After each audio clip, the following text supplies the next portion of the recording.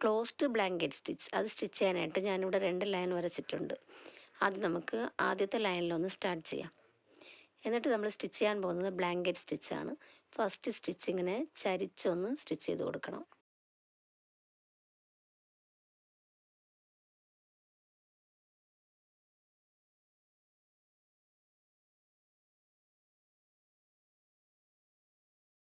Next stitch അതേ same പ്ലേസിൽ തന്നെ സ്റ്റാർട്ട് ചെയ്ത് അപ്പുറത്ത് വശത്തു കൂടി ഒന്ന് ചരിച്ച് സ്റ്റിച്ച് ചെയ്യണം.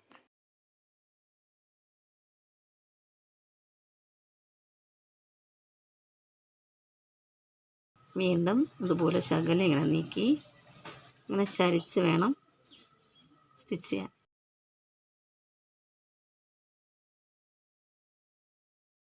വീണ്ടും അതേ പ്ലേസിൽ സ്റ്റാർട്ട് ചെയ്ത് അപ്പുറത്തെ സൈഡ് ചരിച്ചിട്ട് സ്റ്റിച്ച് ചെയ്യണം.